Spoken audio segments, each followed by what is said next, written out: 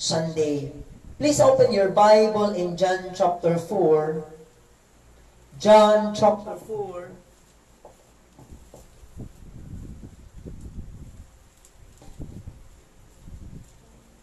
John chapter 4, verse 23 and 24. Sa mga kasama ko po, tayo po'y magsitayo. At sa mga nasa kanila pong tahanan, as we give respect and reverence to the Word of God, please stand. Samahan niyo po ako sa pagbasa, verse 23 to 24, begin. Datapwat dumarating ang oras at ngayon nga nasasambahin ng mga tunay na mananamba ang Ama sa Espiritu at katotohanan. Sapagkat hinahanap ng Ama ang mga gayon na maging mananamba sa Kanya. Ang Diyos ay Espiritu at ang mga sa Kanya'y nagsisisamba ay kinakailangang magsisamba sa Espiritu at katotohanan. So, ang pag-uusapan po natin, mga kapatid, ay yung biblical worship. The elements of a biblical worship. Shall we pray? Our dear Heavenly Father, once again, we thank you so much for all the blessing that we have. And the greatest blessing that we have in this moment is your word. Because heaven and earth shall pass away, but your word shall stand forever. Thank you, Lord, for giving us the greatest gift, the salvation in Jesus Christ. Samahan niyo po kami, Lord, sa umaga pong ito. May we worship you in the Spirit and in truth. Guide us, O Lord. Ilagay niyo po ako sa inyong likuran. Ikaw po ang mangusap sa aming kalagitnaan. Forgive us, Lord, for all our shortcomings, for all our transgressions, for everything that we have done wrongfully sa iyo pong harapan. Linisin niyo po kami, pagpalain niyo po kami sa umagang ito, sa pangalan ng Panginoong Hesus. Amen at amen. Pwede na po kayo magsiupo. So, magandang umaga po sa inyong lahat. So, nung isang linggo po, yung unang puntos lang po yung natapos ko. Ang pinag-usapan po natin nung isang linggo is the common type of worship. So, bakit sinabi ng Panginoon na darating yung panahon na sasambahin ng mga tao ang Diyos ng tunay? Sapagkat meron pong mga pagsamba na hindi po tunay, hindi po katanggap-tanggap, hindi kalugod-lugod sa ating Panginoon. Amen. So, pinag-usapan natin yung pong mga types of worship. So, napag-usapan natin yung contemporary or modern worship. Ano po yung, for the sake ng mga hindi po nakapakinig ng mensaheng ito, i-review ko lang po ng kaunti. When we say contemporary worship or modern worship, ito po yung mga sumasamba sa panahon ngayon na ang hinahanap po nila ay yung kung ano yung gusto ng tao at hindi yung gusto ng Diyos. So may mga tao po na ayaw pong sumamba na puro preaching lang. May mga taong gusto nilang sumamba na may sayawan, meron pong ang mga suot ng babae may iksi, wala pong formal, wala pong tunay na paggalang sa harapan ng Panginoon. So may mga religion tayo na alam na ganyan po yung ginagawa. So humahanap sila ng sarili nilang teacher. At the same time, they worship the Lord, sila'y gumagawa ng kasalanan. That is what we call contemporary worship. Kaya nga po, wala po tayo ditong drums. Na po. More on piano po tayo dito, more on guitar. Kasi po yung drum, yan po yung ginagamit po ng mga cults. Ginagamit po yan ng mga, mga sumasamba sa masasamang espiritu. No? So, when we say contemporary, sila po yung mga sumasamba na hindi po ang hinahanap kung ano yung Diyos, yung gusto ng Diyos, kundi kung ano yung gusto ng tao. Sabi nga po nung isang umaten, hindi daw tayo dadami kasi masakit daw tayong magturo. Pero, walang magbabago, walang mapapabuti kung hindi natin sasabihin kung ano yung totoo. So, kasama nung pagiging totoo, natural, masakit yun. Totoo eh. So, contemporary or modern worship, yan na po yung pinakang grabe po ngayon. Akala ng tao, kilala nila si Jesus. Pero hindi po nila kilala ang tunay na Panginoon. Dahil kung kilala mo talaga ang tunay na Panginoon, pakikinggan mo itong sinabi ng Panginoon. You will worship the Lord in the truth and in the Spirit. Hindi yung puro sayaw, puro emotion. Kasi ganyan po ngayon ang marami eh. Isigaw mo! Yan ay na-press ko na nung isang linggo eh. Nag-iinit ako eh. Biglang nag-iinit yung cellphone. Yes. Every time na binabanatan ko yung gawain ni Satanas, sa totoo lang po, when I preach the truth, the devil is working right behind us. Totoo po yan. Kaya nga po yung mga Kristiyanong walang gumagawang masama sa inyo. Siya sa atin mo, baka hindi ka talaga gumagawa ng kalooban ng Diyos. Eh bakit ka naman lalabanan ni Satanas? Eh kasama ka niya. Amen? Kaya the greatest fraud o yung panloloko po ni Satanas, hindi na po yung ang Bible utuin ang mga tao. Ang pinakamatindi na po ngayon, sinakyan po ni Satanas yung pagsamba ng tao. So nag-worship po sila, but they worship Baal. Number 2 is the Baal worship or yung evil worship. Nakasulat po yun sa Deuteronomy chapter 18. I don't have time to read, just to review it. Sabi ng Panginoon, huwag akong makakita sa inyo ng mga nagpapalakad ng mga anak nila sa apoy. Hindi po yun yung paraan ng pagsamba. Kasi may mga samahan po na ang paraan nila ng pagsamba yung masasakit. May tinataga yung likod, may mga piercing, may mga paglakad sa Yun yung alam nilang pagsamba. Kinukudlitan nila yung kwento kay Elijah, yung mga tao po na sumasamba kay Baal, yung 500 prophets of Baal, hindi sila dinidinig. Anong ginawa nila? Sinugatan na nila yung kanilang sarili. Just to express their worship para kay Baal. Pero salamat, ang Diyos na totoo ay yung Diyos po ni Elijah, ni Prophet Elijah. Ang sabi ni Elijah, Panginoong Diyos, ipakilala mo sa mga taong ito na ikaw ang tunay na Diyos. Hinimod po yung baka ng apoy ng Panginoon. Yun ang Baal worship. Yung gumagawa ng mga bagay na masakit, pero hindi katanggap-tanggap sa Panginoon. Kasama na rin po dyan yung nagpapapako ka sa krus, yung nagpipinitensya. Ay, hindi mo naman kailangan magpinitensya eh. Ang kailangan mo magbago, hindi magpinitensya. Amen? Huwag mong i-justify nung ginagawa mong para sa Diyos yung mga kasalanan mo dahil hindi tatanggapin niya ng Diyos. Hindi ka nakakasamba sa Diyos.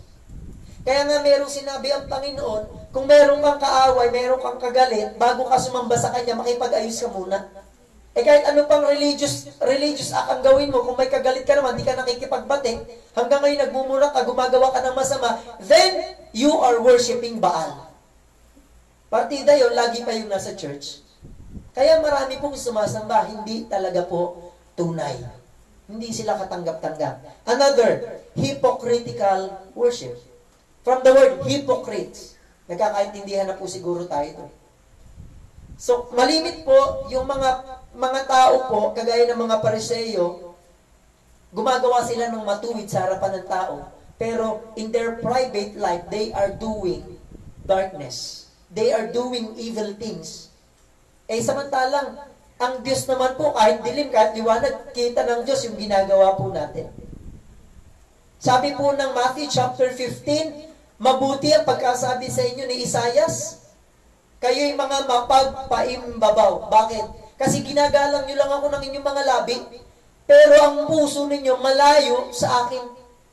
Sinasabi nyo, Panginoon, Panginoon, pero hindi mo naman ginagawa yung kalooban ko. Hipokrito po ang tawag doon. Malimit, yan po yung mga taong simbahan, pero mga chismosa. Yan pong mga taong malimit sa simbahan, sila po yung mapagmalaki. At ipinagmamalaki po nila yung kanilang relihiyon. I believe, kung tunay ka sila na nakakilala sa Panginoon yung baptist, pero hindi natin kapatid, yan ay ang Panginoon. Pero salamat po, ang pagiging baptist po ay connected po kay Jesus Christ. Yun yung maganda. No? So, hypocritical and yung huli po, yung genuine or yung biblical worship. Yun po yung binasa po natin. So, sabi ng Panginoon, gayon nga, darating ang panahon na sasambahin ng mga tao ang Diyos ng tunay na pagsamba. Bakit? Ang ibig sabihin nun, hanggat hindi mo pa kilala ang Panginoon, hindi ka pwedeng sumamba sa Kanya ng totoo. Kasi ang tagpo po nito mga kapatid, na ikwento ko na rin po sa inyo, kinuha po ito sa kwento po ng Panginoong Yesus at dun po sa babaeng Samaritana, yung babae pong nandun sa balon. Ang sabi ng babae, kami sumasamba dito sa Jerusalem. Ang sabi ng Panginoon, sinasamba nyo, hindi nyo kilala. Hindi! Sinasamba namin kasi, ang tunay na pagsamba ay nasa mga Hudyo. Parang ganito, ang tunay lamang pong mga mananampalataya na paniniwala nila, mga Hudyo lamang, mga Israelita lamang. Pero nung dumating po ang Panginoong Jesucristo po, sinabi ng Panginoong Jesucristo, ang Israelita at mga Hintil, pareho lamang, basta may pananampalataya kay Kristo, ikaw ay tunay na mananamba niya. Tunay kang ligtas. Pero ang puntos dito ng Panginoon, sabi nun sa babae, sinasamba nyo yung hindi nyo kilala. So yung babae, samba na samba, at the same time, siya po'y nangangalo niya. Naintindihan niyo po yun? Kasi nagkakatwiran yung babae. Hindi, sumasamba kami dito. Nakita mo, sumasamba yung babae, pero 5 yung kanyang asawa. Kasi ang isip ng iba, pag ikaw ay humingi ng tawad sa Diyos, pinapatawad ka niya. Patatawarin ka talaga ng Diyos. Kung yan iiwan mo, pagsisisihan mo, alam naman, Lord, patawarin niyo po ako ha. Ako po ay nangalun niya. Tapos, nag-ahanap ka pa uli ng iba pang ano. Hindi ka patatawarin ng Diyos. Pero yung babae, salamat, nagpakilala ang Panginoon sa kanya. Sabi ng babae, nalalaman kong darating ang isang Mesiyas, ang tagapagligtas. Ang sabi ng Panginoong Jesucristo, yung kaharap mo, siya na. Siya na nga. Yung babae nakakilala. Ito na ang Mesiyas. Ito na ang tagapagligtas. Doon po nagsimula na itong babaeng ito sumamba ng totoo sa Panginoon. Iniwan niya yung kanyang pangangalun niya. At wala siyang ginawa, kundi sumunod sa Panginoon. Amen. So, yun po yung biblical worship. Ang pagsamba po, mga kapatid, wala po yan sa ganda ng simbahan. Noong unang panahon po, mga kapatid, wala pong mga building-building na yan. Ang tao po nun, direkta po sa Diyos na nasa langit through the Spirit of God. So, kung tayo man po, wala pa pong building, hindi problema yun. Bakit? We are the temple of God. Amen. Know ye not that your body is the temple of God? Bakit mo sisirain yung templo ng Diyos? Kung templo yan ng Diyos, huwag mo lagyan ng masama. Yun ang puntos ng Panginoon. Kaya nga po, nakakasamba na po tayo sa Panginoon kahit saan lugar. Bakit? Nasa atin yung templo ng Diyos. Kahit sa banyo, pwede kang mag-worship service. Kumanta ka doon ng To God Be the Glory, yung totoo yung puso mong sumasamba sa Kanya, nakakasamba ka na sa Panginoon. Sabi po sa Facebook, nakita ko, ang pagsimba pwedeng pigilan ng COVID, pero ang tunay na pagsamba hindi kailanman pwedeng pigilan ng COVID-19. Amen. Alam niyo kung bakit? Yung mga taong malalalim ang tingin sa Panginoon, yung pagpupuri sa Panginoon, even the COVID-19 is a blessing in disguise. Amen. Yung mga tinamaan, sorry. Bakit? Well, sabi ko nga nung isang linggo, yung pong nangyayari sa panahon natin ngayon is the perfect judgment of God. Bakit may mga masasamang nangyayari? Para ang tao'y kisingin ng Diyos sa kanilang mga kasamaan. Para ang tao'y magsisi sa kanilang mga kasalanan. Tulad ng panahon ni Noe. Wala pong argument doon. Walang ibang nagpaulan at nagpabaha ng panahon ni Noe kundi ang Diyos. Amen. Abay, sa panahon ngayon, hindi nila paniwalaan na ang Diyos gagawa ng ganun. Sa totoo lang, mas matindi dapat yung gawin ng Panginoon. Bakit? Mas malala na ang tao ngayon. Amen? Mas masama na ang tao ngayon. Mas maraming imbensyon ang tao ngayon. Kaya kung meron dapat judgment ang Panginoon, mas matindi po. Ayon po dun sa mga scientists, mga epidemiologists na yan, every 50 years na po talaga may dumadating na epidemic. So, hindi na bago yan. Dati may SARS, dati may mga ganon-ganon. Hindi ko na naabutan yun. Ang inabot ko lang ay SARS. But the point is this, ang sabi ng Panginoon, yung mga tunay na sumasamba sa Kanya, and even to the worst moment of your life, you will worship the Lord. If you understand the true worship of God. Bakit si Job? Namatay ang 10 Patay ang lahat ng kanyang mga alagang hayop. Walang natira. Ang natira pa kaaway niya. Sino? Yung asawa niya. Oh. Ano sabi ng Panginoon? Tatanggap ba tayo ng mabuti lamang sa Diyos at hindi ng masama? Napaka-unfair po natin kung ang iisipin laang natin lagi, bakit mo ako, Panginoon, ginaganito? Bakit mo ako ginaganito? Kung ang Panginoon magtatanong, bakit hindi ka nagsisimba? Bakit hindi ka nagbabasa ng Biblia? Bakit hindi mo ginagawa ang kalooban ko? Tapos ang dami mong sinasabi, bakit ginaganito? Ikaw naman ang gumagawa niyan sa sarili mo. Parang yung kapitbahay namin sa Bilogo, yung patay na po. Umuubo ng malakas. Reklamo ng reklamo at may sakit sa bagay, hindi naman itigil yung paninigarilyo, di kayo utol. Di ka po ayaw ko na magsalita, pero yun na po yun. Ayaw mo palang magkasakit, itigil mo yung bagay na nagiging dahilan ng iyong pagkakasakit. O bakit ka ikaw ay benefit sa buhay mo? Itigil mo yung pagiging stress mo. Dahil merong salita ang Diyos na sinabi para kayo makasamba sa Kanya sa panahon ng problema. Huwag mong bitbitin yung problema mo. Si Jesus ang gagawa. Si Jesus ang bubuhat ng problema mo. Bigay mo yan sa Kanya. Kaya hindi nakakasamba mga tao. Parang si Superman ang feeling niya. Kaya ko yan. Kaya ko yan. Hindi ko kailangan si Jesus. Mga kapatid, when you come into the presence of God, everything will be alright. Si Moses nga, 40 days, 40 days, walang kain. Samantalang yung artista po sa TV, ano ipapakain ko sa pamilya ko? Pag ako! Amen. Amen. Kami nga po, sa pantahang pananaw, we are poorest among the poorest. Bakit? Wala po kaming trabaho. Pero hindi kami nagre-reklamo. Amen. We worship the Lord in nothing less. Doon sa panahon, wala kami. Pinupuri namin ang Panginoon. Bakit? Dahil pag nagpuri ka sa Panginoon, hindi ka niya pababayaan. So mga kapatid, doon po ako natapos sa common types of worship. So, nandun na po ako sa characteristic nung nagputol-putol po. So when we say characteristic, mga kapatid, ito yung character of worship. Paano ba tayo sumisimba? Paano ba tayo sumasamba sa Panginoon? Dapat, alam po natin, when we say character, it is an inward act of worship.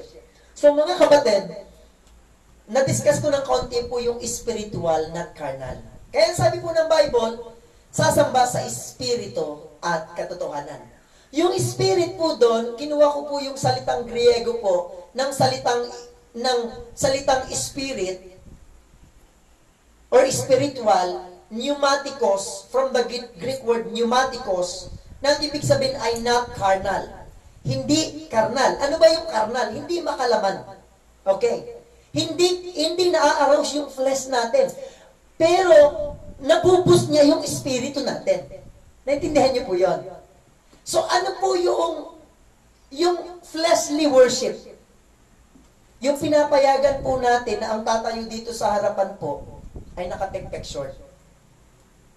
Naintindihan niyo po yun? Tapos patuwad-tuwad dito. Anong iisipin mo? Amen. Ikaw ba'y magiging spiritual nun? Kaya po mga kapatid, magpasalamat po tayo na mayroong church na nagtuturo ng modesty. Amen.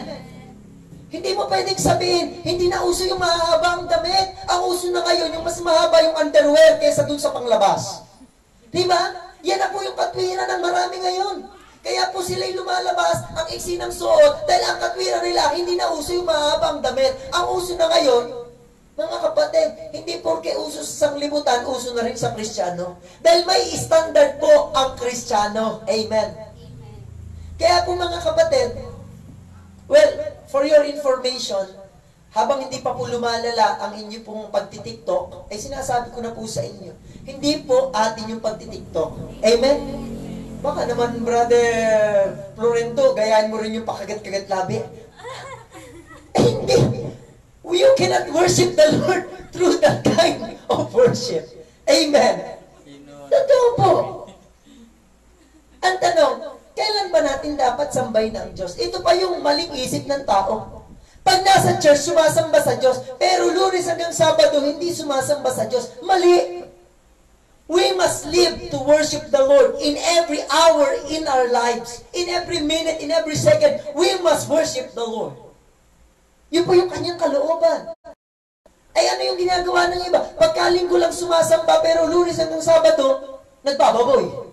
Amen. Oh, araw-araw binibigyan tayo ng buhay ng Diyos. Karapat dapat ang Diyos na pag-alaya ng ating buhay. Nakakalungkot, sinasabi mong Kristiyano, linggo, hindi mo maibigay sa Kanya. How can you say that you are worshiping the Lord in the truth and in the Spirit? So, mayroon pong character ang pagsamba. Kilala po mga purihin po ang Panginoon. Hindi man po dapat purihin ang mga baptist dahil ang mga baptist makasalanan. Amen. Pero salamat, tayo po yung mga matutuwid na tao. Bakit? Ang katwiran po natin hindi galing sa ating sarili. Galing kay Kristo. Amen. Kaya yung iba po nakakaane. Alam niyo kung bakit? Oo nga, gumawa ka nga ng mabuti, pero pinagyayabang mo naman. So, wala ka rin karakter. Diba? Kagaya niyan. Doon tayo sa viral, doon tayo sa trending. Kasi medyo makakarelate po ang bawat isa. Maraming tao humahanga po kay Coco Martin kasi hindi nila masyadong kilala si Coco Martin. Amen?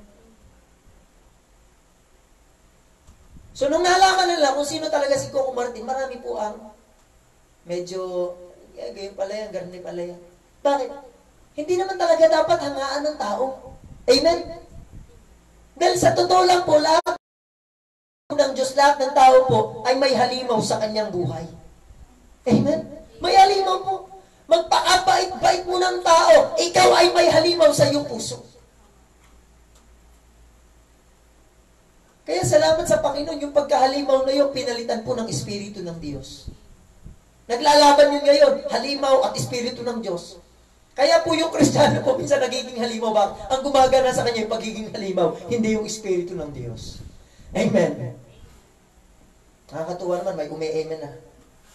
Kasing dalawa kong kasama dito, hindi umi-amen. Hindi ko alam kung naintindihan nila o hindi talaga sila umi-amen. Joke lang yun. Hindi sa Diyos. Tuloy natin. Puro ano lang, puro comment, amen. Okay. So, number 1, spiritual, not carnal. Dapat spiritual. Kaya po dito sa church, spiritual po yung pinag-uusapan po natin. No? Nag-joke man po si pastor, but still, incline po siya dun sa mensahe. Ano po? So mamaya pupunta tayo sa batas.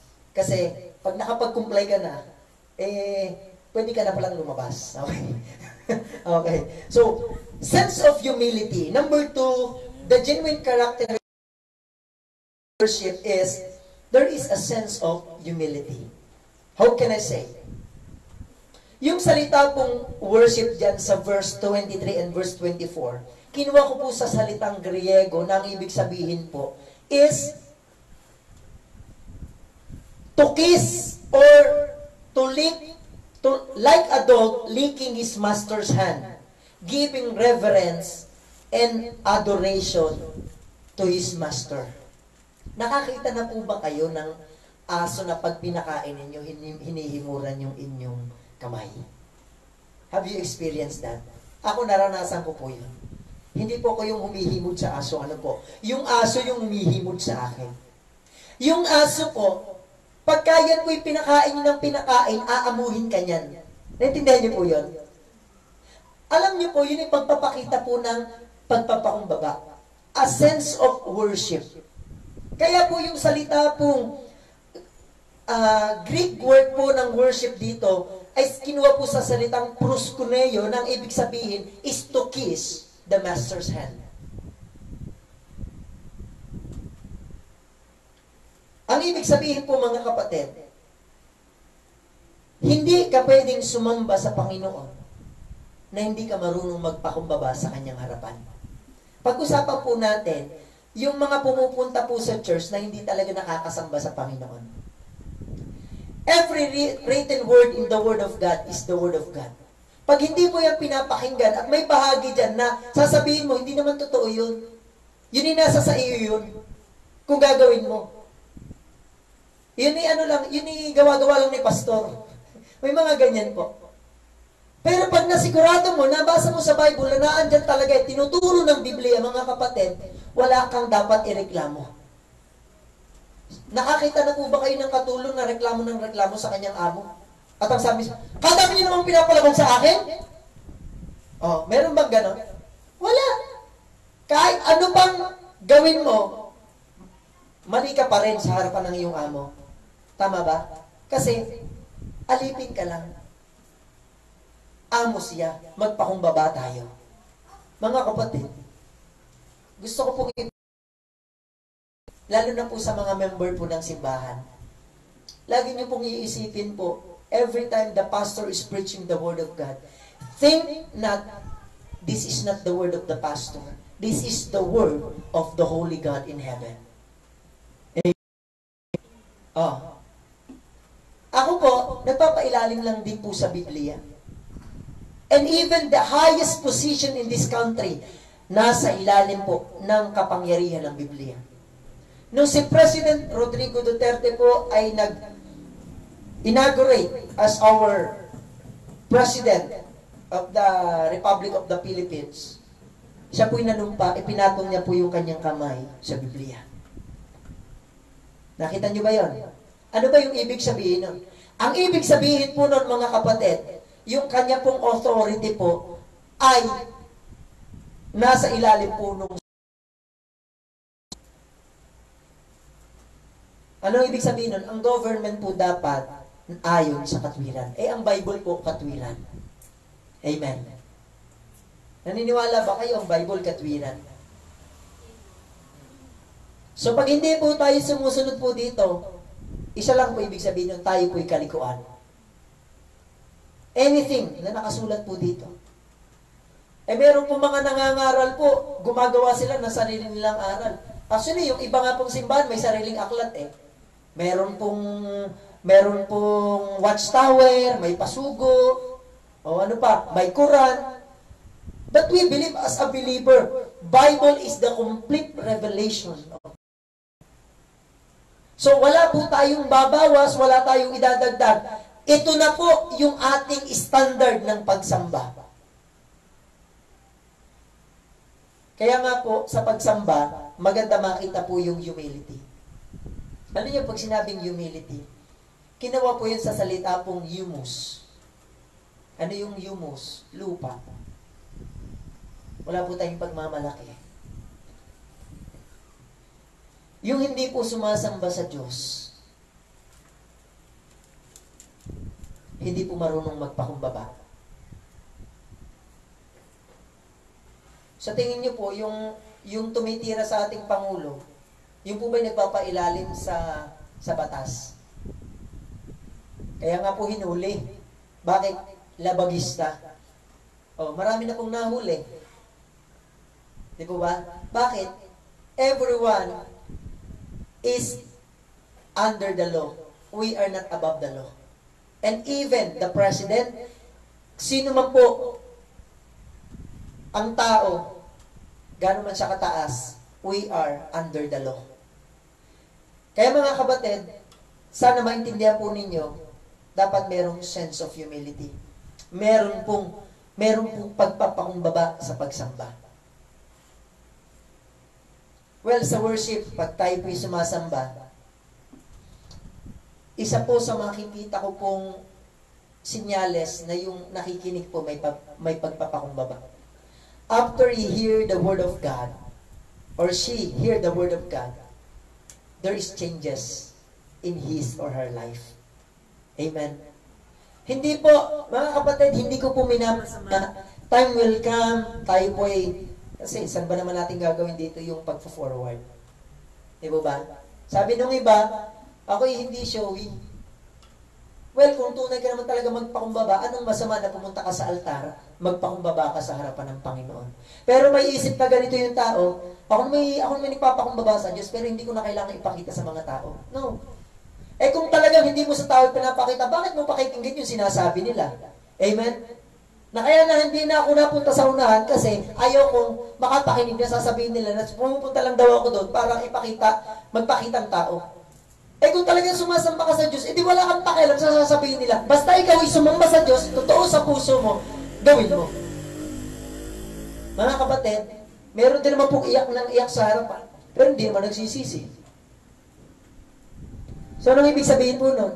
Ang tunay pong pagsamba, may pagbabago. Kasi hindi naman po ako yung nagsasabi nito na kayo magbago eh. Ang Diyos po mismo.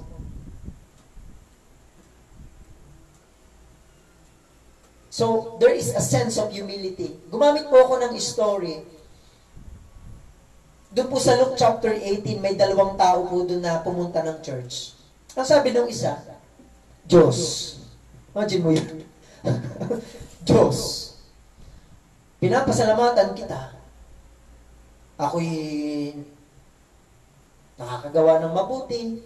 Ako'y garni. Ako'y nakakapagbigay ng ikapo. Ako'y nakakapag-ayuno. Sa madali salita, ako'y maayos sa tao. Hindi man lang kagaya ng taong hari. Maniningal, ang dami ng kinikbak na yan. Sabi ng Panginoon, sabi nung maniningil ang buwis, siya'y nakatayo sa malayo at dinadago ka ng kanyang sarili. Diyos ko, patawarin ko'y makasalanan.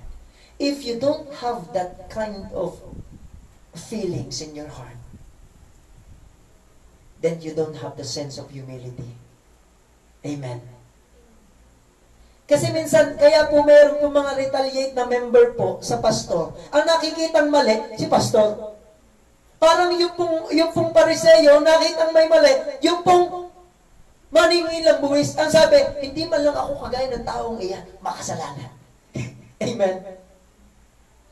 Ang gusto pong makita ng Panginoon sa atin ay yung pong sense of humility sa pagsamba.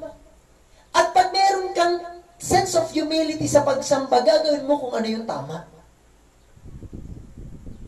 Nung sumamba po si Cain at si Abel, pareho silang sumamba. Pero hindi tinanggap ng Diyos yung kay Cain. Bakit? Kasi puro pagyayabang yung kay Cain. Pero yung kay Abel, pagsunod sa kalooban ng Panginoon. Sumamba ka nga. Hindi naman yun ang sinasabi ng Diyos sa iyo. Yun ang ibinigay mo. E hindi ka rin sumunod sa Kanya. Kaya nga po meron akong kadebate. Paano ka makakasamba sa Diyos kung sumasalangsang ka sa Kanyang kautusan? Pwede mo ba siyang sambahin? Pwede mo bang ligawan yung babae at the same time sabi mo, kapangit mo naman, I love you. Pwede bang ganun? Pwede mo ba siyang pulaan? Pwede mo ba siyang salangsangin? Habang ikaw ay may kinokontra sa kanyang kalooban? No. Kaya nga pagka tayo humahanga sa tao, hanggat maaari, huwag tayong makakapagsalita ng masakit sa kanya. Amen? Oh. Sa mga nanliligaw, lahat ng maganda, ipapakita niya. Humahanga siya sa babae. Pero pag hindi na humahanga at sumasamba, tinatadyak-tadyakan na. Naintindihan niyo po?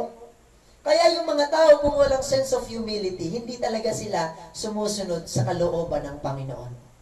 Yun lang pong may sense of humility. Another thing,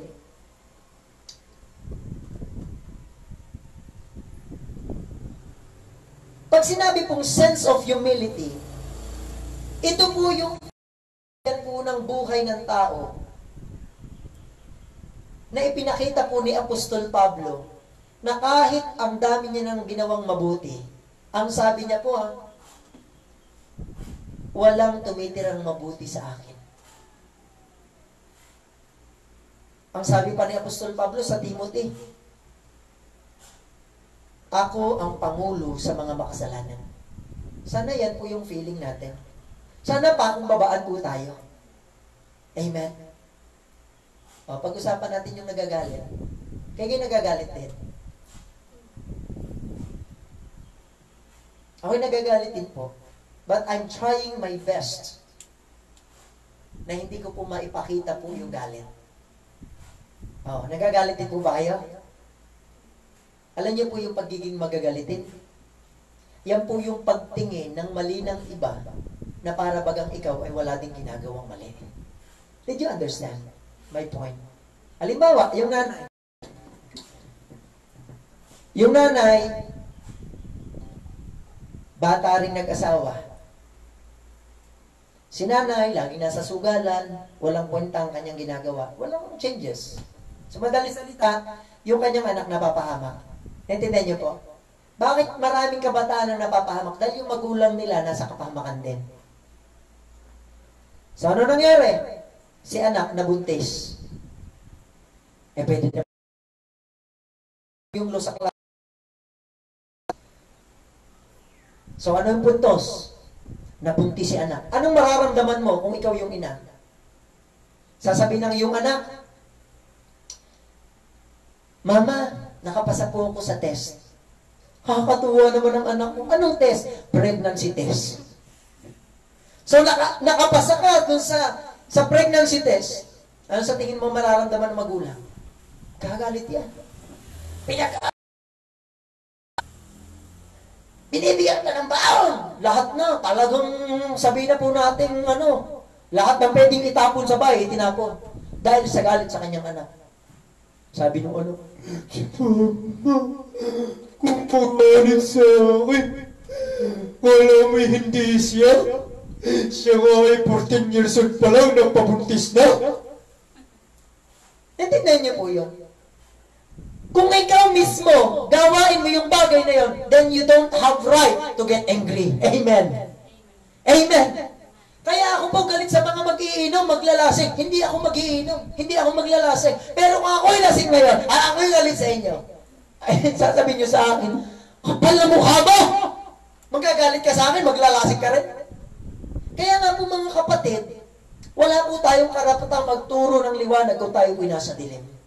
Amen? How can you preach the truth kung sila hindi makita yung pagbabago sa buhay mo? Kaya sa totoo lang po, useless ang pagsamba. Marami kasing sumasamba, puro pakunwari. Pakitang pastor, pakitang member. Mga kapatid, dapat pakitang Diyos tayo. Napakahalaga po niyan. May sense of humility.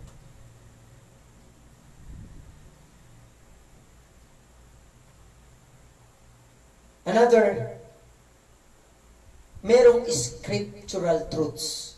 John 17 verse 17. Tompian, sa mga tumataya ng weteng, tatamaan kayo. Okay. John 17:17.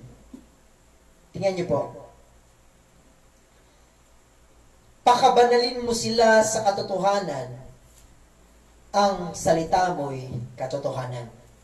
Dalawa pong mensahe ang nakapaloob dyan. Ang sabi dyan, ang salita mo'y katotohanan. So yung Bible na ating pong pinag-aaralan, katotohanan. Ibig sabihin, kasinungalingan. No? So, sa pagtuturo po ng tamang pagsamba, abay dapat yung pinapakinggan natin ayon sa katotohanan. Hindi ayon sa kasinungalingan. Oh, may nagdedebate. Pinagtatanggol po yung bakit sila ay hindi kumakain. O, pinagtanggol. O sige, ano ba yung mas katotohanan doon? Nung una, hindi ko din yan maintindihan. Kaya ako basta, gusto kong kumain na rin. Kumakain ako. Pero nung naunawaan ko, hindi naman pala talaga pinagbawal ng Diyos sa panahon natin ngayon. Yun yung katotohanan. Dati, Pinagbawal ng Diyos yan. Yun ay batas sa Israelita. Yan ay batas. Nasa utos yan ng Diyos. Hindi mo pwedeng ayusin yung batas ng Diyos. Amen. Para makalabas ka. Amen. Ang ibig sabihin po nun, yun ay batas ng Diyos dati. Pero nung dumating si Kristo, we are under grace. Nung tayo ay nakakilala sa Panginoong Jesucristo, siya mismo ang nagsabi, hindi yung sa bibig ang nagpapasama sa tao, kundi yung puso ng tao ang siyang nakakahawa sa kanyang kapwa. O ano yung tinuturo doon ng Panginoon? Lahat ng pagkain nililinis niya. Eh kung ayaw mong kumain ng dinugon, di wag kang kumain. Kaya tayo mga Baptist, hindi po tayo nagbabawal ng anumang pagkain. Pero kung ikaw naman ay merong high blood, abay, huwag ka naman kumain ng makaka-high blood. Hindi pinagbawal because of the doctrine, because of your health. Oh, yung asawa ko, hindi nyo mapapakain niya ng hotdog, hindi nyo mapapakain ng spaghetti. Bakit? Bawal? Hindi. Ayaw niyang kumain. Hindi siya nasanay nun, hindi siya na-use. Samantalang yung iba, favorite yan. Oh. Oh, tayo bang mga Baptist, bawal talagang uminom ng alak? Hindi tayo pinagbabawalan ng Diyos. Pero sinabi ng Diyos, pag ikimaglalasing, hindi ka magpamana ng tahanan ng Diyos. There is a great difference from the truth. Yung ibang religion, bawal na rin, bawal na rin, bawal na rin, bawal na rin. Hindi, pag ikaw ay nasa katotohanan, anak ka ng Diyos, alam nga namang anak ka ng Diyos, puro kademonyo lang ginagawa mo. Amen? Hindi pwede. Oh. Kilala niyo si Bimbo? Yan. Mga member, kilala natin si Bimbo. Sa tingin niyo, kung anak po yan ni Marian Rivera at ni Dingdong Dantes, si Bimbo, ganyan po kaya itsura niyan? Sa tingin mo, ganyan kaya ang itsura niyan? Eh bakit ganyan ang itsura niyan? Kasi ang nanay niya, si Sister Joby at si Janjan. Oh. Kung ano yung magulang mo, yun din yung magiging itsura mo. Oh, tingin niyo si Dingdong Dantes. Si, ano ngayon? Ang pangalan ng dalawang anak niya? Si Zia at si Zio. Di ba? Oh, tingin niyo, yung itsura ng ating magulang, yung ating sinasamba, may katotohanan doon. Na, pambihira, mga artistahin, tas ang naging anak. Artistahin din. Hindi artistahin. Kontrabida nga. So mga kapatid, dapat totoo, makakatawa tayo. Lagi ko po napapakinggan po, nung ako po'y bago palang uma-attend. Walang kwenta po yung pagtitipo natin tuwing linggo. Kung hindi rin po tayo nakakasambat, nagbabago ang ating mga buhay. Dahil lahat po ng pagsamba na walang pagbabago, yan ay pakitang tao. Amen. Kaya po yung mga tunay na mananamba, merong pagbabago. Ano po yun? There is sanctification. Kaya bakit po may sanctification? Lahat po na nakakilala sa Panginoon, tayo po ay meron pong tinatawag na progress, step by step process na ginagawa ang Diyos sa buhay natin. At yung huli pong karakter na gusto kong pansin po natin ay tayo po'y merong sanctification. So when you worship the Lord in the truth and in the Spirit, there is sanctification. Anong ibig sabihin? Verse 17 ng John. Sanctify them through thy truth. Alam niyo po yung ibig sabihin po ng sanctification. May napanood po akong preaching na napakagandang illustration. Hindi ko na nga lang po nagawa, pero gusto ko pong i-ano sa inyo. Nung wala pa po tayo sa Panginoon, ang nakakabit po sa atin ay masasamang bagay. Amen. Yung takot, yung pride, yung pagiging mukhang pera, nakakapit lahat yan sa atin. No? So, lahat ng kasamaan, bisyo, yung mga masasamang ugali, magagalitin, yung bang kinalbit lang, ay makikipagsuntukan na agad. Yes. Pwede bang makakilala yung ganong tao? Yes, pwede po. Pero ang nakakatuwa, lahat yan nakakabit sa atin, pero nung nakilala natin si Kristo, every time na napapakinig natin yung preaching sa bagay na yun, unti-unti natin inaalis yun. Amen? Unti-unti natin kinakalag sa atin, masama pala yun. Yung pala hindi mabuti. Yung pala hindi ko dapat tinatangay sa buhay ko. Unti-unti naalis yun. Ano nangyayari? Pinapalitan ng bago. No? So yun po yung ibig sabihin po ng sanctification. Wala po akong nakita po na perfecto agad. Isa lang ang nakita ko sa tunay na Kristiyano, may pagbabago sa buhay niya. Yung iba nga lang, mabilis ang pagbabago. Oh. Marami po dito, nadaig po ni Brother Ryan. Shout out kay Brother Ryan. Nakakatuwa, Brad, ang iyong buhay. Sana'y kay makapagpatuloy sa Panginoon. Natapos niya po ang Bible. Oh. Eh, sino ba si Brother Ryan? Anong tingin sa kanya ng mga tao? Pero pag araw ng linggo, bisting-bisting, nandun lang naman sa kanila. Oh. Well, that is a process of sanctification. Hindi tayo nagbibihis para sa tao, para sa Diyos. Amen. Kaya tayo mga Baptist, tayo lang po yung may ganitong gawain na kahit nasa bahay ka, dapat nakabihis ka. Bakit? Hindi naman kung sino yung sinasamba natin eh. Ikaw nga, pag may dumating laang na bisita, magbibihis ka agad eh. Amen? Ay, how much more yung makikipagniig sa Diyos, makikipag-usap ka sa Kanya. Dapat yung the best na pwede nating i-atay, yun yung susuotin natin. Kaya nga sa totoo na po, ang mga Baptist napapagkamalang mayayaman. Oo, napapagkamalang mayaman. Akala ko nga, Sister Annelyn, mamumudbud ng pera. So mga kapatid, sa church po, merong sinabi ang Panginoon. 1 Timothy 3:15. Please open your Bible. Gising pa ba kayo? Amen. Salamat naman. Yung pong patulog-tulog sa church, hindi po yan sumasamba. No. I don't believe. 1 Timothy 3:15. Bakit? Bawal po sa church ang tumulog. Ano po?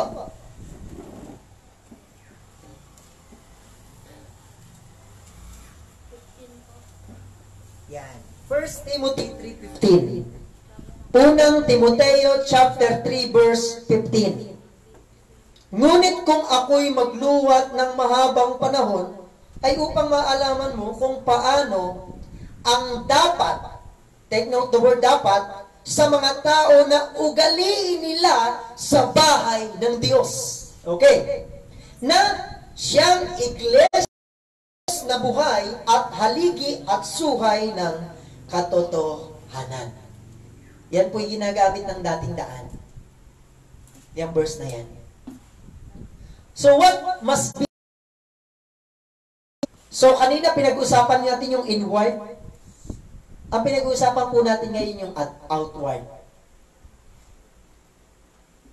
Naniniwala po ako na you cannot judge the people by its cover. Totoo ba yun? Totoo. Pero ang tao makikilala mo sa bihis niya. Amen? Ikaw ay babaeng mala Maria Clara. Ayaw mong lumalabas yung iyong mga sugat-sugat, yung iyong skin.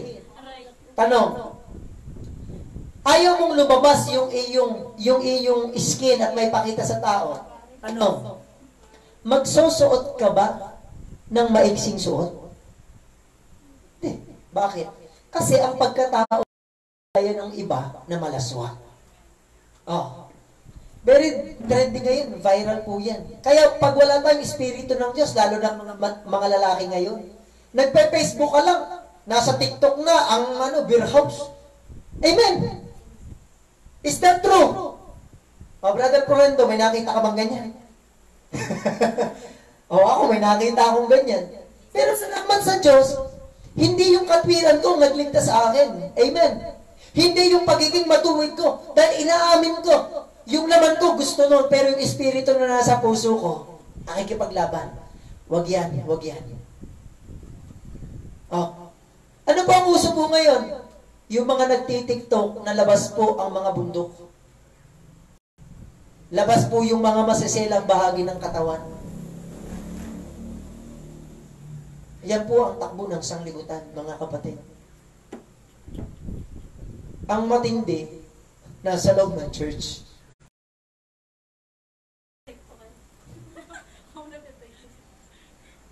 Oh, may napanood mo ako. Pare, sumayaw po ng Despacito. Despacito. Lalalala. Wala nang laman ang kaldero. Toyo na naman ang pangulam. Despacito. Nung napag-aralan ko mga kapatid, tinranslate po yung Despacito. Bastos pala yung kahulugan niyan. Mga kapatid.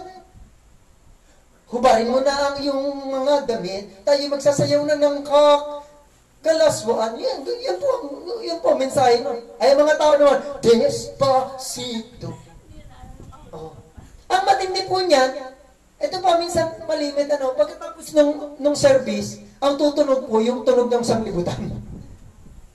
Kaya po tayo po dito, mga kapatid, meron pong do's and don'ts. Pag-usapan po natin.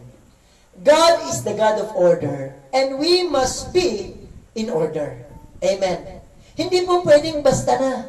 Dapat tayo po mga kapatid ay maayos. Yung pinakang maayos na pwede natin gawin, we must be in that manner. So meron mga do's and don'ts sa church. Wear a proper attire. Modest apparel. Mga kapatid, dapat talaga sa pagsamba sa Panginoon, yung maayos na damit ang suot natin. Sa mga babae po, hindi ko po ini-encourage na pag ang damit nyo kita yung balikat. No. Yung dito, okay hanggang dito, okay. Pero yung ito, kita na ito, hindi po siya kalooban ng Panginoon. Sa baba naman, Crystal May, yung tuhod, hindi dapat, yan. Hindi dapat. Lalo naman kung nasa church ka. Bakit? Kasi kung ikaw pwesto dito, kitang-kita yan nung nagsasalita. No? So, ang babae po dapat, hanggat maaari, nasa gitna po ng paa at ng tuhod, yung tip ng damit. Yun po yung standard. Hindi po tuhod. Kasi pag umupo ka, hihikit po yun. Kita na po. So, hindi po dapat tayo nagsusuot ng kung ano na lang. Huwag na po tayong gagaya dun sa sumamba, naka-short. Meron po kasing sumamba dito, naka-short. Well, anong gagawin natin pag may bisita po tayo? Focus lang po yung attention natin sa Word of God. Hindi natin pwedeng sabihin sa bisita natin mag-modest po sila. Yung iba talaga a-attend labas yung modest. Totoo po yan. I have experience dun po sa, dun pa umupo sa unahan. Kahit po sabihin na po natin may anak na ay labas yung kaluluwa, labas yung harapang ganyan. Well, hindi po dapat ganun sa church. Pero kung meron po tayong bisita po, siguro meron tayong mga handkerchief na pwedeng pahiram. Sis, para lang matakluban. Gawin natin ang paraan. Amen? Oh, sis, kita na yung lalo na ba't hindi ka naman magpapasuso, bakit mo man nilalabas? Tunay naman. Okay, yun nga nagpapasuso na, nahihiya pang maglabas. Yan kasi nasa karakter No. Okay. Another thing, be on time. Be on time. Sa mga tunay pong mananamba, dapat, bago magsimula ang awitan, narito na po tayong lahat. That is the proper. Kung sa school nga po, may batas, at inayos mo yung batas sa classroom nyo, at nag-complain ka, pwede ka nang lumabas. Ano ba? May napapunta doon. Mga kapatid, kung tayo po sa pantawang pananaw, sa trabaho, sa school, tayo on time. Bakit pag sa Panginoon, bakit po tayo? Yun ba yung pagpapakita po ng pagsamba sa Diyos? o pagpapakita mo lang na ikinagsimba? Mga kapatid, aaminin ko po sa inyo, yung tao po na okay lang umaten kahit late na, yan po ay hindi kumikilala doon sa looban ng Panginoon. We must be on time. May tinatamaan yata dito. Kailangan ko ituro ito ang katotohanan. O, sige, paligtalin ko para walang masaktan. Dapat pag-aatin kayo, tapos na ang service. Ay, alam naman, di lalo ako inasampilong ng Panginoon ito. Para uwi na. O, ang sasabihin ko, okay lang yun. Okay lang yung patapos na. Basta may offering kayo. Ay, di, habol ko lang sa inyo, offering. Ang katotohanan po mga kapatid, yain ng ikaw ay walang maibigay, basta ikaw na andito. Sapat yan sa Panginoon. Yan yung katotohanan. Be on time. 30 minutes before the service, we must be here. Sing aloud in the congregational singing. Di ba may kantahan po tayo? Doon sa pagsisimula ng kahit na kubo ang ating tahanan. Yung iba, kahit na kubo, hawak yung cellphone, ang aming tahanan dito sa lupa. Diba? Sumasamba ka sa Panginoon, pero yung pag-awit hindi mo magawa. Tapos pagka napakinig mo yung awit ng sanglibutan, mas malakas pa yung boses mo doon sa nagbibidyo, okay? Sayang na, napakinig mo, sayang talaga! Mga kapatid, pagka sumasamba sa Panginoon, dapat i-express natin yung katotohanan ng awitin. Sumasamba tayo, dapat kumanta tayong lahat. Hindi po yung pipilitan pa kayo ng song leader. Abay, kanta! Louder! Hindi mga kapatid, dapat pag sumasamba tayo, malakas yung boses mo kahit sintonado, okay lang yan. Huwag lang sa choir. Amen? Sa choir, huwag naman. Pero sa congregation, kahit laksa mo na yung boses mo dyan, magkamali ka dyan, walang masama. Basta, express mo yung awitin para sa Panginoon. Kailangan yan. Kailangan po natin yan. Ito pa. Makinig kayong maigi, baka tamaan kayo. Ang tunay pong nakikinig, dalawa lang yung tinitingnan niya nasa loob ng church. Bible and the eyes of the preacher. Amen. Pwede ba naman nakikinig? Katingin ka ng tingin sa katabi mo. Pwede ba yun? No! Kaya nga po minsan, hinahanap ko po yung mga mata ninyo. Okay lang yun, nakatingin ka sa Bible. Listen attentively. Lalo naman pagtulog ka. Yun yung gising, hindi maintindihan yung preaching ko, yung pa kayang tulog. Kaya mga kapatid, pag may tulog tayong kapatiran, nasa worship service tayo, gisingin po ninyo, hindi po kalugod-lugod sa Panginoon. Bakit? Hindi po ito hotel para tulugan. Amen? Tsaka, alam niyo po yung patulog-tulog po sa church, hindi po kayo nakakatulong sa gawain. Imbis na matuwa yung preacher, alam niyo po, nagwawasang yung preacher para ka lang magising. Kung inaantok ka, ay pigilan mo yung antok mo. Huwag mong sabihin, inaantok ako pastor, hindi ko itulog. Yun na may maling katwiran. Bakit pagka gustong-gusto mo, nung ikimakasalanan pa, nagsusugal dati, antok ka na, pinipilit mo pa, makabunot ka lang ng alas. Kasi gusto mo. Pero kaya tinutulugan mo ang salita ng Diyos kasi ayaw mo. Amen? Nanonood ka ng pelikula, Koreano, o ano bang drama yan, ika-6 na utos. Nanonood ka, antok ka na, gustong-gusto mo pang panoorin. Nagtitiis ka ng puyan. Hindi ka natutulog dahil gusto mo, natutuwa ka. Bakit pagsalita ng Diyos, hindi pa nga ako nagpipraise, tumutulog ka na. Kasi nga, ayaw mo sa salita ng Panginoon. Anong gusto mo? Salita ng demonyo. Dalawa lang naman yan, salita ng Diyos, salita ng demonyo. Meron bang gitna? Wala. Ah, mga kapatid sa Panginoon, hindi rin po tama na tayo po tuwing linggo, makadiyos ang kinakanta, Lunes hanggang Sabado, ang laman pala ng cellphone natin, puro kamunduhan. Yung mga Kristiyano po na meron pong unbeliever song sa kanila pong mga cellphone, dapat inaalis na po yun. Pastor, maganda naman yung mensahe eh. Love yourself. Oh, ang ganda ng mensahe, love yourself. Ang ganda naman, Pastor, ng tugtog. The greatest love of all is easy to achieve. Learning to love yourself, it is the greatest love of all. Tanyo, ang gandang pakinggan. Ang mensahe ko, hindi ayon sa katotohanan. So mga kapatid, listen attentively. Ine-encourage ko po kayo sa mga susunod na pagsamba. Meron po mga puntos eh. At least yung puntos maisusunod.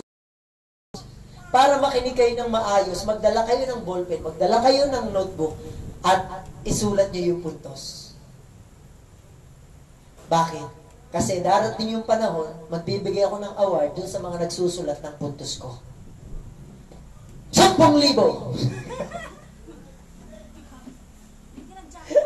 Bigyan ng jacket. Okay, 10,000. Kunin mo kay Willie Revillabe. Mga kapatid, we must listen attentively. Pastor, paano yung kung may emergency tawag? Wala na pong mas emergency pa sa salita ng Diyos. Bakit?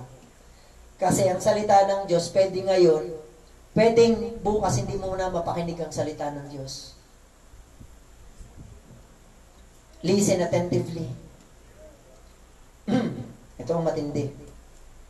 Give faithfully. Kasama po pala sa mga tunay na mananamba yung nagbibigay ng tapat. Hindi basta po nagbibigay. Salamat po, may mga nagbibigay. Pero ang hinahanap ng Diyos yung nagbibigay ng tapat. Amen? So mga kapatid, kasama po sa sanctification, well, hindi ko po binabraso, hindi ko po kayo pinipilit sa gawaing pagbibigay. But I need to teach this. Kung ikaw ay tunay na mananamba ng Diyos, you must give faithfully. Prepare your giving and your tithes before the day of worship service. Hindi yung I'm giving. Dali-dali bubunot sa ano. Yun, ang nabunot. 5 butas. Yun, ang naibigay. Mga kapatid, well, yun naman po ay nasa level of spirituality na. Hindi po ako yung pastor na kayo po'y bata pala ang patatakbuhin ko na po kayo. No. Si Bimbo po, parang ganyan po yung estado po nung bago palang mananampalataya. Tanyo yung bata. Hingian mo yung bata. Anong gagawin niyan? Iaabot sa'yo. Pero hindi niya bibitawan. Tama ka po? Bakit? Hindi pa siya pwedeng turuan ng ganon. So yung mga hindi po kaya magbigay sa Panginoon, hindi pa pwedeng turuan ng ganon. Sino po yung dapat turuan? Yung mga pwede nang magbigay. Amen? So mga kapatid, yun po yung nasa level of spirituality. At the same time, nasa blessedness o yung pagiging gifted. Meron po kasing wala pa sa Panginoon, napaka-mapagbigay na. Yang asawa po ng kapatid ko ngayon, napaka-mapagbigay po nun. Sa barkada niya, lahat binibigay. Ang tatay ko, mapagbigay din. Pag sa inuman, tambakol na malaki. Pagka aming pangulam po, hawos, tapos noodles. Oh. Mapagbigay. Ang problema lang, mali ang pagbibigay. Lahat po ng tao mapagbigay. Mapagbigay kay Satanas. Pero nung nakakilala tayo sa Panginoon, mga kapatid, dapat magbigay tayo yung para sa Diyos, ibigay po natin. Ako'y nagpapasalamat po. Marami pong salamat sa mga members na nagpaabot. Salamat po na naba po kami sa loob po ng quarantine. Marami pong nagbigay ng blessing sa amin. Totoo lang po, mas malaki ang katuwaan namin yung kayo po ay nagbigay. Hindi po dun sa tinanggap namin. Naintindihan niyo ba po yun? Bakit? yung pagbibigay po ninyo, alam po namin na yun ay bunga ng salita ng Panginoong natanim sa inyong mga puso. Amen. Sabi nga po ni John D. Beloved, wala nang pinakamasarap pa sa isang ama na makita mo ang kanyang anak na lumalakad sa katwiran. Bakit? Because that righteousness, someday or some years to come, you will reap what you sow. So ang katuwaan po namin, salamat, masaya din. Meron kaming manok, may isda, may bigas. Wow! Purihin ang Panginoon. But my greatest desire and my greatest joy in my life is when to see the people of God doing what is pleasant unto Him. Yun yung masarap. No? Ako po, lagi ko pong ulitin sa inyo, ako po laging yung ipanalangin po na wag po akong matukso ng sanglibutan. Ako po yung maging masaya kung ano yung meron ako. Sana yun po yung maramdaman niyo po sa akin. Ano po? Sapagkat, pag nawala po yung pag-ibig ko sa Panginoon, nadadivert sa iba eh. Nung prayer meeting, naulit ko po. Dahil nga po, marami akong pangarap sa buhay ko. Marami akong na-miss pagdating po sa material blessing. Pero salamat sa Panginoon, ako'y nire-revive niya, tinuturuan niya ako ng kanyang mga salita, na lahat pala ng material tayo, hanggang dito lang talaga yan. The greatest thing na pwede po natin gawin sa buhay natin is the will of God. Yan na po ang pinakamalaking kayamanan na meron po tayo. Yung nagawa natin sa harapan ng Panginoon. Ano pa? Pag nagpe-pray, pray heartily. Noon tayo po'y Katoliko pa, hindi tayo pumipikit pag nagpe-pray. Hindi ka po? Oo. Adagi ng Maria. Ayan ay tarak ang mata niyan. Adagi ng Maria, napupuro ka ng gas ng Panginoon Diyos. Siyempre, hindi mo makikita yung bilog kung nasan ka na. Pangalawa na. Siyempre, dapat makamulat ka. Mga kapatid, ang Diyos po yung Espiritu, hindi natin nakikita. Yung puso natin ang pwedeng makakita sa Diyos. Blessed are the pure in heart, for they shall see God. Matthew 5:18. Pag nagpe-pray po tayo, minsan baligtad. Pag nagpe-pray ako, nakapikit. Mga kapatid, hindi pa kita pinapapikit. Pag nagpe-pray ako, imulat mo yung mga mata mo, makinig ka ng iyong tainga. O pag nagpe-pray na tayo, huwag ka namang pamulat-mulat. Amen? Nagpe-pray tayo, amang banal sa langit, hindi yung ano? Mga kapatid, pag nagpe-pray po tayo, irespeto po natin ang Diyos. Nakikipag-usap tayo sa Diyos. Okay lang yung bata nakamulat, pero yung nakakaintindi ka na at nakamulaga ka, mga kapatid, wala kang naiintindihan. Kung yung simpleng pagpikit na sinabi ng pastor, hindi mo magawa, ay yung pakayang layuan mo yung mga bisyo mo. Layuan mo yung masasamang mong ugali. Mga kapatid, doon pa lang, hindi mo na kayang gawin yung mas mahigit doon. Kung yung pagpikit, sinabi ng pastor, manalangin po tayo. Ipikit ang ating mga mata, iyo ko ang mga hindi mo maipikit ang mga mata mo. Eh wala kang galang sa nagbiministeryo na naggagabay palapit sa Panginoon. Eh minsan, talagang nakakapansin po ako eh. Abay, nung nagpipreach, abay, nung nagpe-pray na, mulagang-mulaga eh. Hindi na itinuloy ang tulog eh, para hindi mahalata. Ang mga kapatid, pray heartily.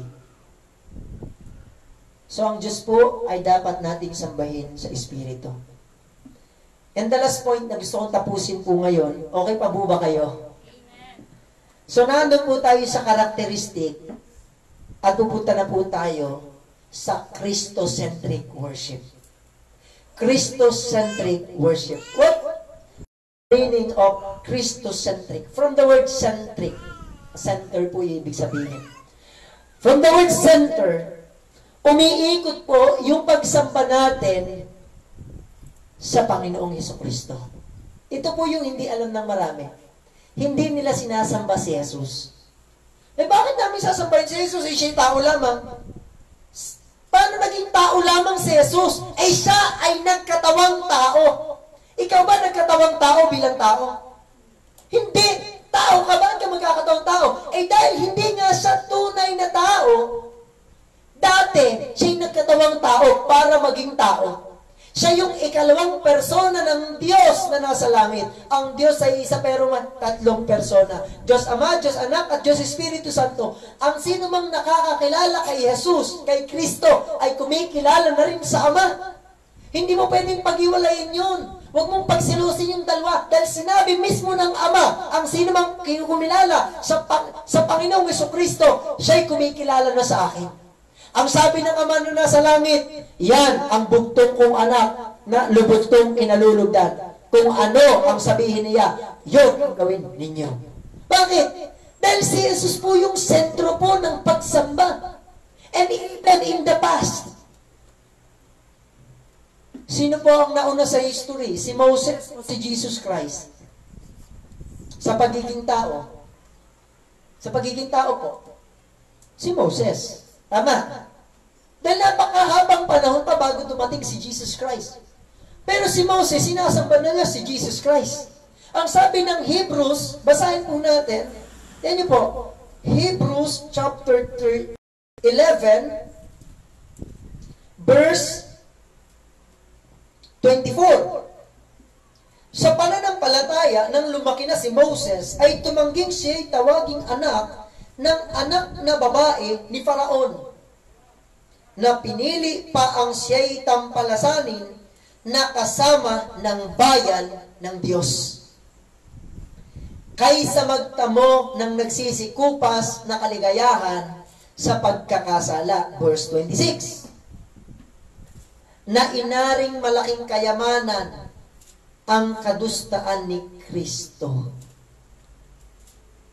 Bakit napasama dyan yung pangalan ni Kristo?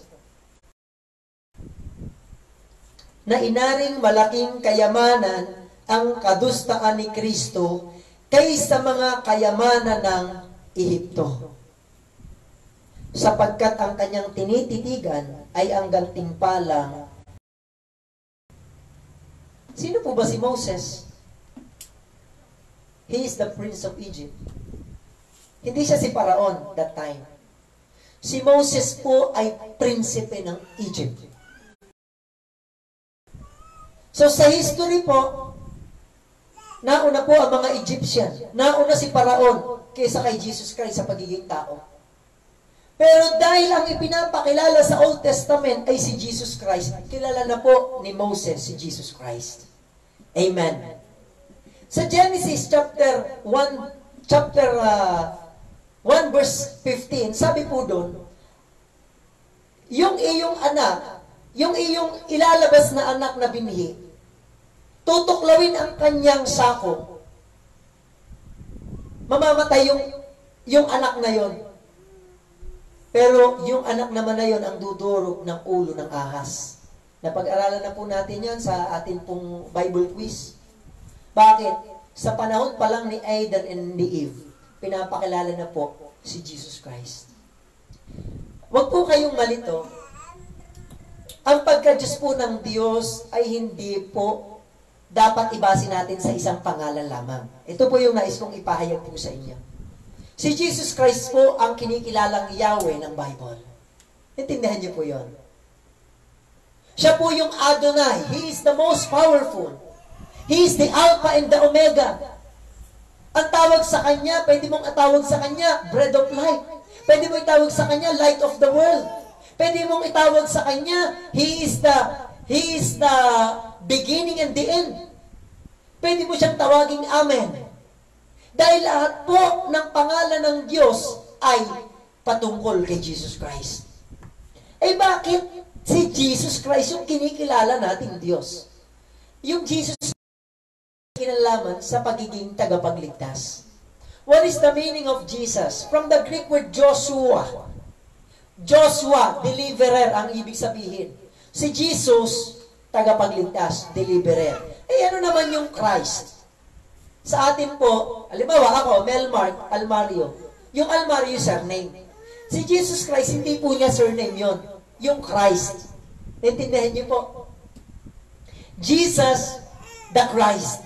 Ang ibig sabihin po nun, ang Kristo, ang Mesiyas. O, pagsamahin po natin. Tagapagligtas, the appointed Son of God. Kasi sa Bible po, marami pong deliverer, mga kapatid. Si David, kinilala rin pong deliverer. Si Moses, deliverer po ng ano. Pero, bakit nilagyan po ng Kristo? Sapagkat, yung pinatutungkulan po ng pagiging Messiah doon sa kaligtasan ng kaluluwa ng mga tao. Kaya po, ang ibig sabihin po, Jesus Christ. The Deliverer Messiah. Yun po ang ibig sabihin ng The Deliverer Messiah. So, ano po yung ibig kong sabihin? Sa Old Testament, si Jesus Christ yung sinasamba nila.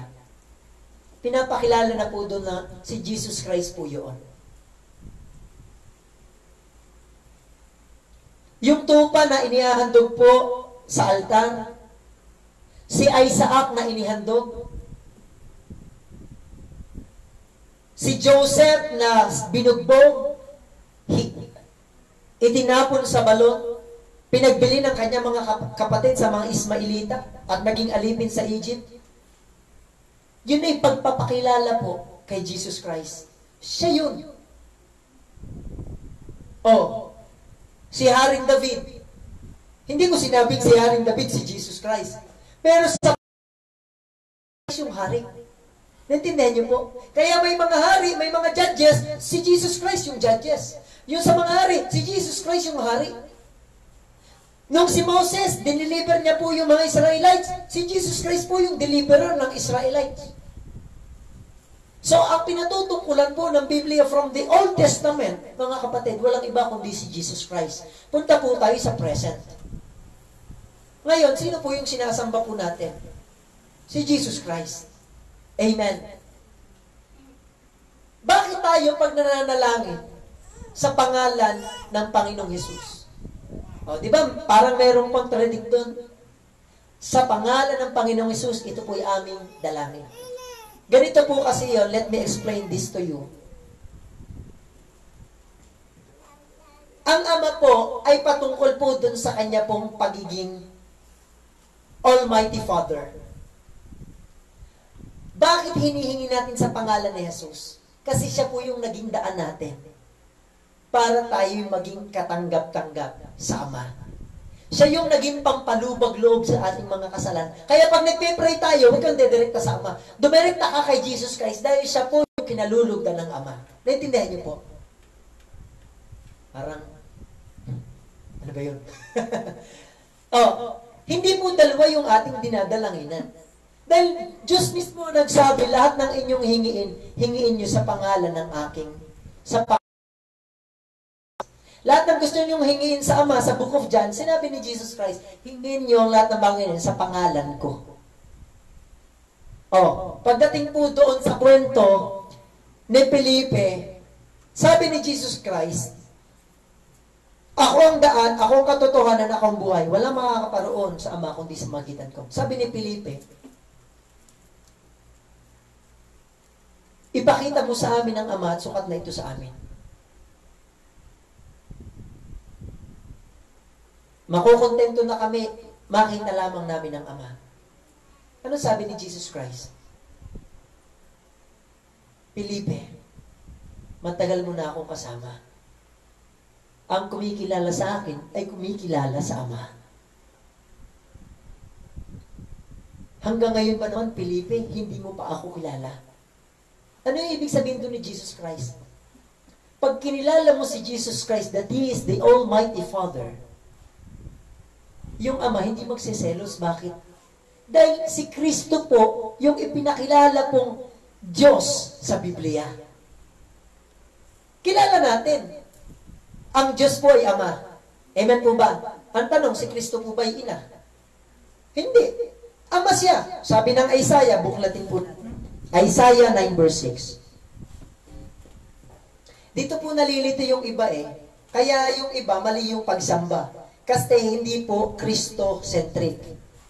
Isaiah 9, verse 6.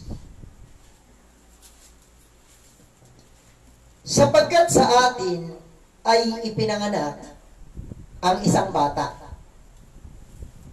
Buti, hindi matanda ang ipinanganak dito. Kasi, magkakamali ang Bible. Sa atin ay ibinigay ang isang anak na lalaki, o in-identify, ipinanganak. Goal, lalaki. At ang pamamahala ay maaatang sa kanyang balikat.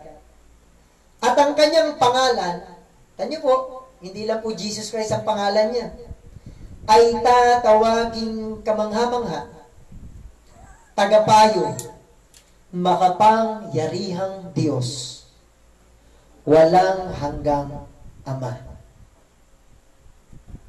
Pangulo ng Kapayapaan. Ang nais kong pupuntusin dyan, siya'y tinawag po ni Isaias na walang hanggang Ama. Si Jesus Christ is the everlasting Father.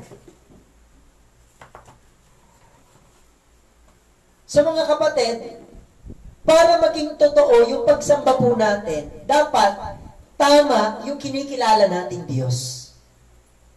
At wag po kayong malilito na kung ako man ay gumamit ng El Shaddai, gumamit po ako ng Jehovah Rapha, Jehovah Chidkenu, Jehovah Rapha. Yan ay mga title po ng Diyos.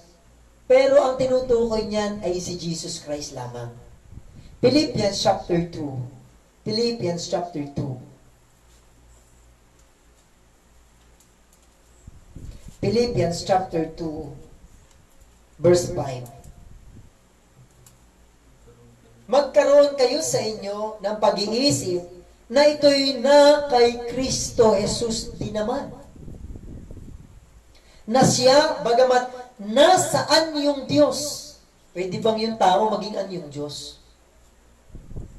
Ay hindi niya inaring isang bagay na nararapat panangnan ang pagkapantay niya sa Diyos. Pwede bang ang tao maging kapantay ng Diyos? Wala nga akong kilalang taong kapantay ng bundok eh.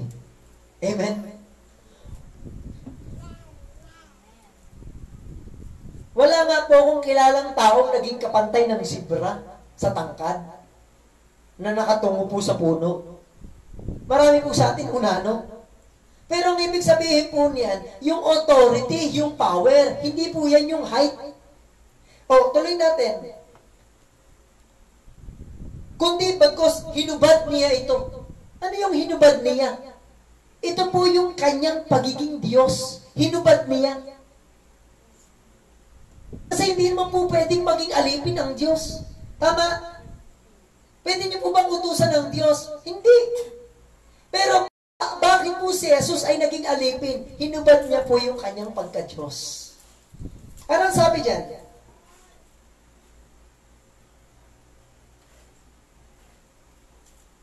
At nag-anyong alipin na nakitulad sa mga tao. Nakitulad po siya. Hindi talaga siya tao, pero siya'y nakitulad sa mga tao. At palibhas sa inasumpungan sa anyong tao, siya'y nagpakababa. Bira, yung ikaw ang lumikha ng lahat.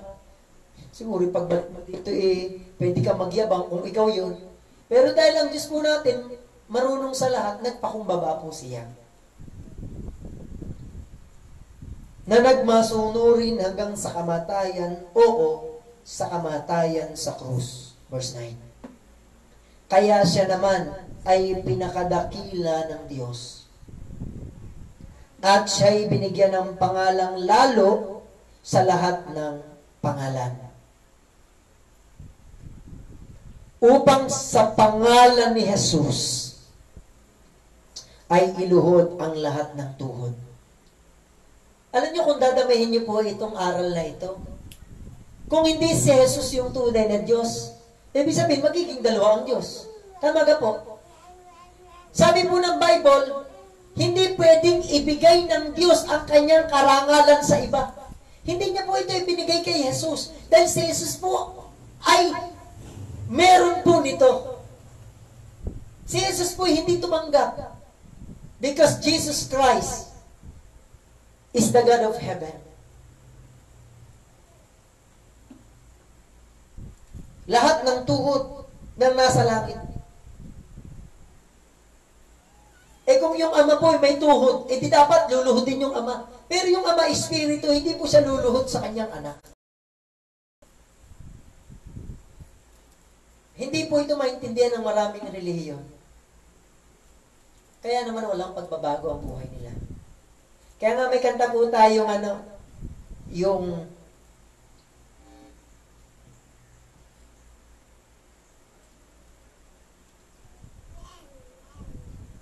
lahat ibibigay. Ano yung laman ng mensahe ng awiting yun? Pagkising sa umaga, kay ganda, kay ganda, kay ganda ng mundong ginawa niya. Ngayon lang nakita ang ganda ng mundo. Salamat sa Diyos at ako'y binago. Nang tanggapin ko si Jesus aking Diyos. Pwede ba yung kantahin ng iglesia? Hindi. Bakit? Aking Diyos, nagbago ang lahat ng buhay ko. Bagong ligaya ang nadarama. Bagong pag-asa ang nakikita.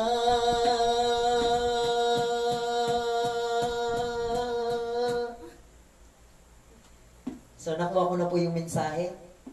Alam niyo po, pwedeng ang tao ay magbago ng relihiyon.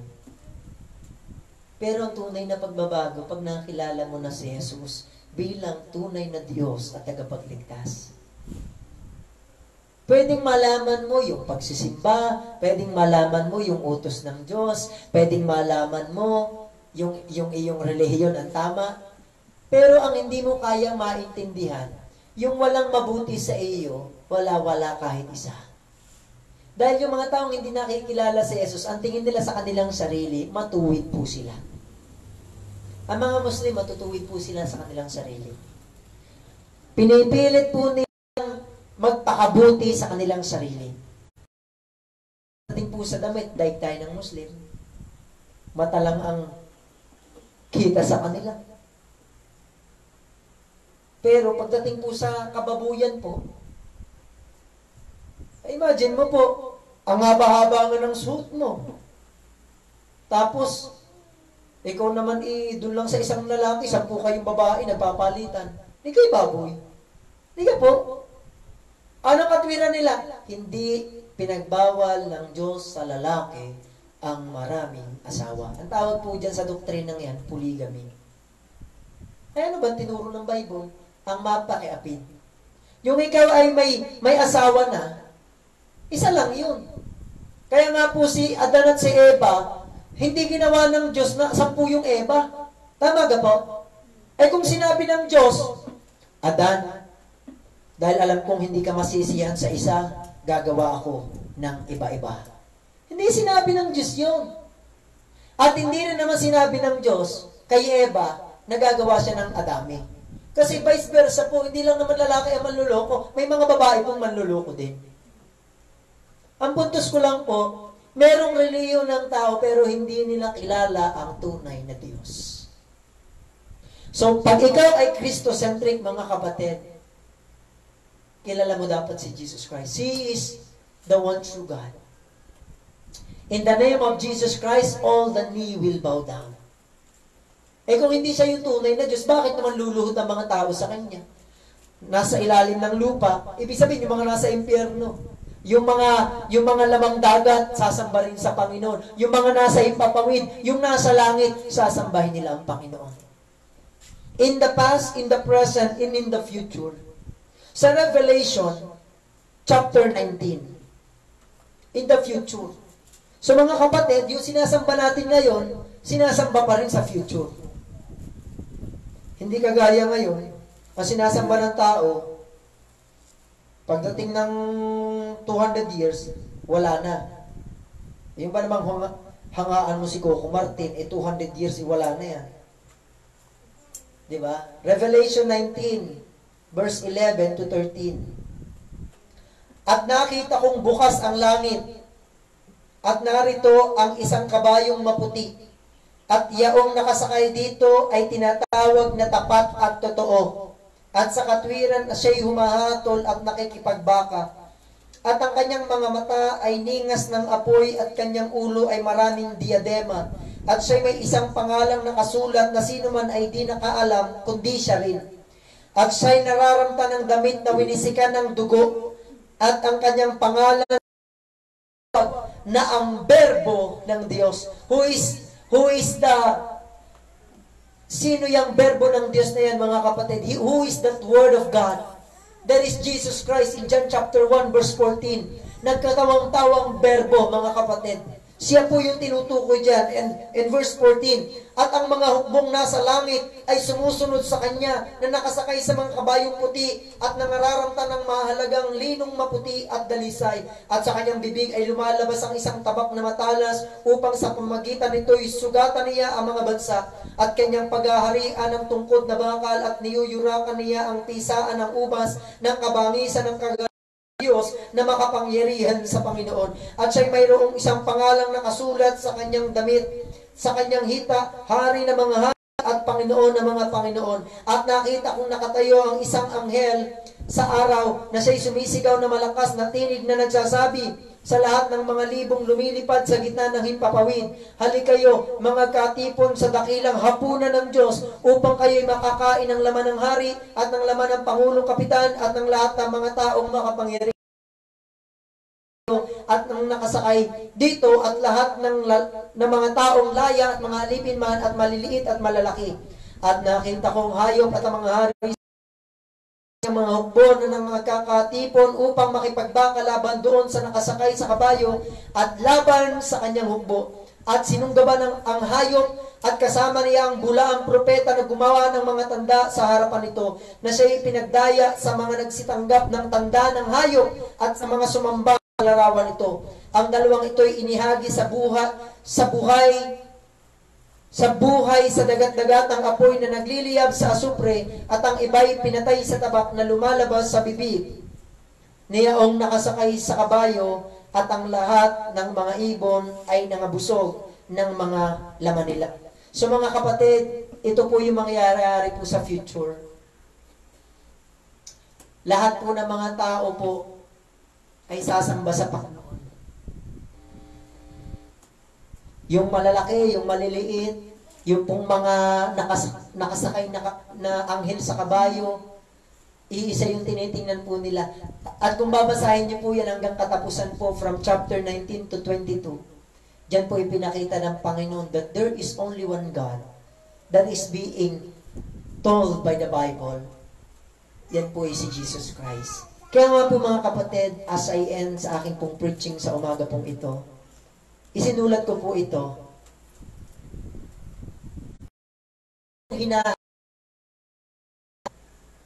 Meron siyang epekto sa iyo.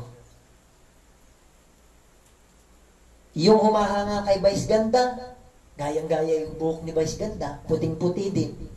Diba? Parang white horse lang. Amen? Hindi man sa paninira, talaga namang totoo. Kamukhang kamukha. Oh. Tapos, gayang-gaya din. So, yung pong hinahangaan po natin, lagi pong may koneksyon sa ating pong buhay. At ang ibig sabihin po niyan, nagkakaroon tayo ng interes kung sino siya. So, dahil hinahangaan mo siya, nagiging kamukha mo siya. Mga kapatid, ang tunay pong habang tumatagal kang sumasamba sa Panginoon, wala kang ibang magiging ugali kundi si Jesus Christ. No? Kaya nga po ako'y naniniwala Pagtagal natin sa gawain ng Panginoon, pagbuti po ng ating pagkatao. Kasi utay-utay aayusin tayo ng Panginoon. Pagka tayo po'y Christocentric ang ating pong pagsamba. So, isa po sa iniiwasan po natin dito, ayun pong, ang tao po ay hindi po makilala ang Panginoon. Kaya po lagi pong sinasabi, makakalimutan na po yung pangalan ko. Time will come, hindi ko po alam kung saan po ako tatawagin ng Panginoon. Pero parang mayroon po akong calling na maging evangelist. At kung ang church man po dito po sa Tabangaw ay ma-organize, at meron pong able po, at kung loloobin ng Panginoon, ako po talaga ay magiging evangelist, magiging missionary sa iba't ibang mga lugar po ng mundo pong ito. If that is my calling, ang Diyos po ang gagawa po noon. Kagaya po ni Pablo. Nung si Pablo po ay nagpaalam po sa mga taga-Pilipos, umiiyak siya. Umiiyak din yung mga members. Pero sabi po ni Apostol Pablo, mawala man ako sa inyo, pero tandaan ninyo, si Kristo yung dapat ninyong sambahin. Si Kristo yung dapat ninyong ibigin. Si Kristo yung dapat yung paglaanan ng inyong mga buhay. Bakit? Dahil kaming mga mangangaral po, instrumento lang kami ng Diyos. Salamat, meron po talagang hahanga sa mga men of God. Hindi po mawawala yan. Pero kami pong mga men of God, it is our duty na i-proclaim namin na hindi po kami yung dapat po ninyong mahalin, dapat ninyong paglingkuran. It is the Lord Jesus Christ na siya po dapat natin kilalanin. So, nung si Pablo po yung nagpaalam, hagulhulan po yung mga taga-Pilipos. Pumunta po siya sa ibang lugar para mag-mission. Pero bago niya naman po iniwan yung pong Pilipos, meron pong nagpapastor na po doon. Meron na pong nagtuturo ng Word of God. No? So mga kapatid, as we end, sino na po yung kamukha natin? Sa ugali, I'm speaking about our attitude. Kamusta po kayo? Ano na po yung ugali ninyo? Pagdating sa inyong kasama sa bahay, pagdating sa pera, pagdating sa kapwa, pagdating sa Facebook, ano na yung ugali natin? Makikita ba doon yung salita ni Kristo? Sana po, matagal po tayo, mapuno po tayo ng ugali ni Kristo. Last verse po, as we end, Romans chapter 8. Romans chapter 8. Last na po ito. Verse 28. At nalalaman natin na ang lahat ng mga bagay ay nagkakalakip-lakip na gumagawa sa ikabubuti ng mga nagsisiibig sa Diyos.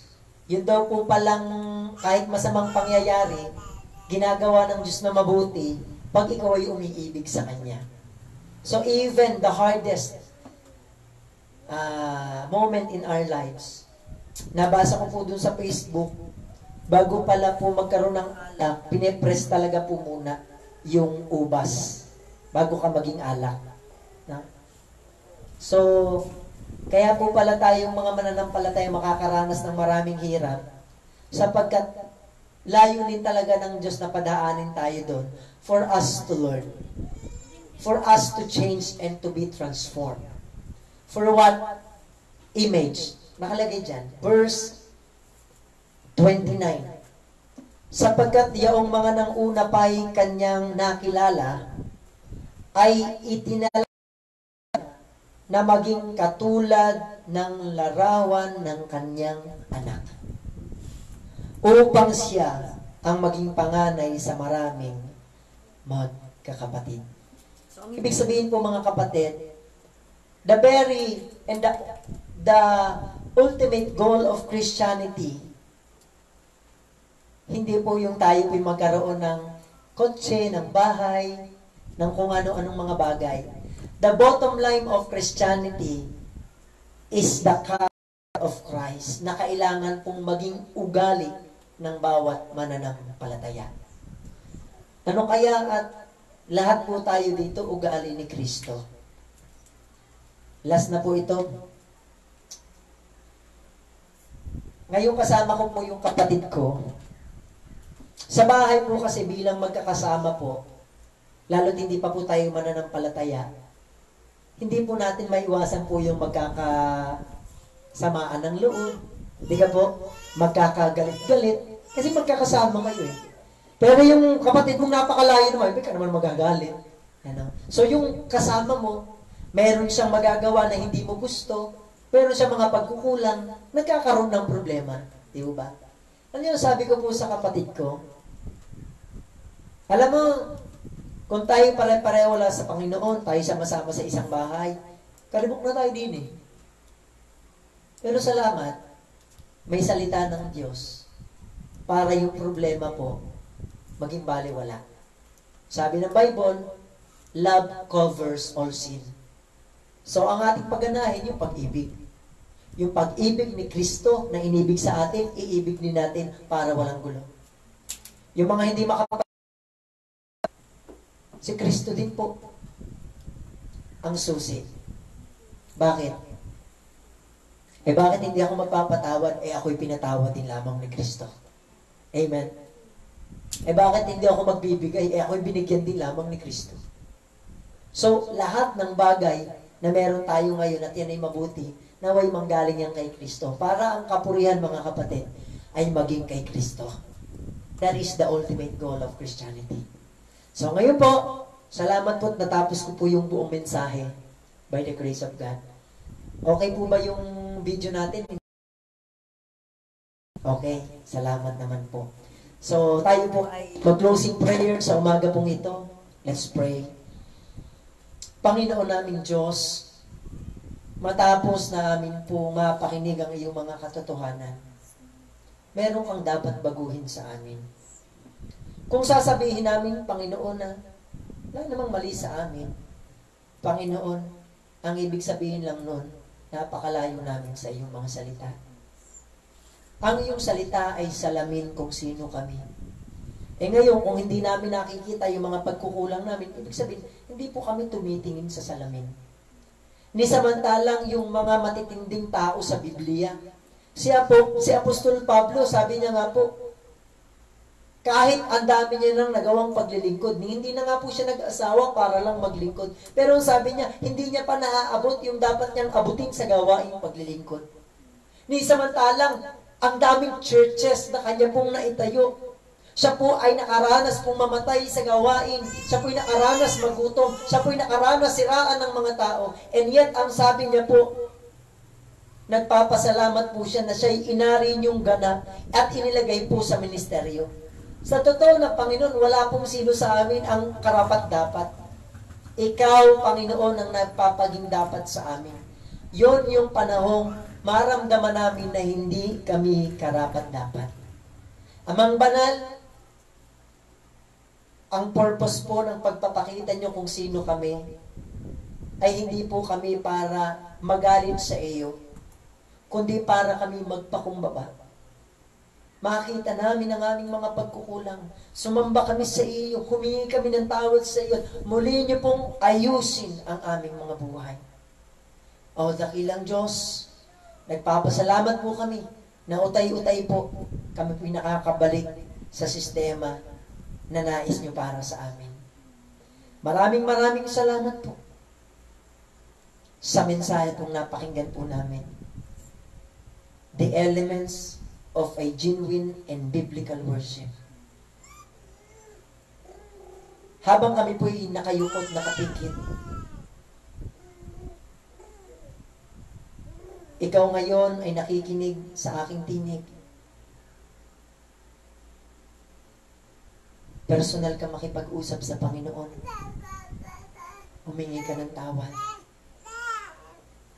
Alisin yung mga masasama sa ating puso.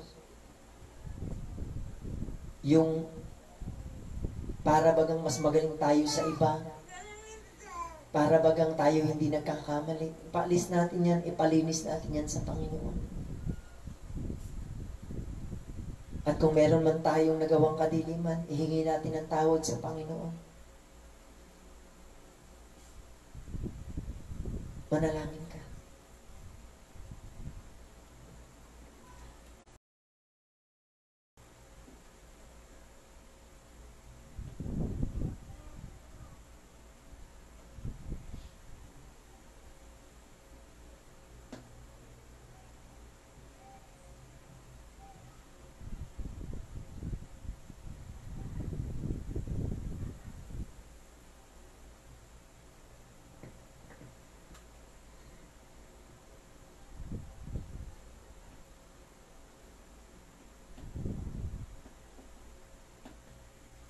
Tayo po'y manalangin.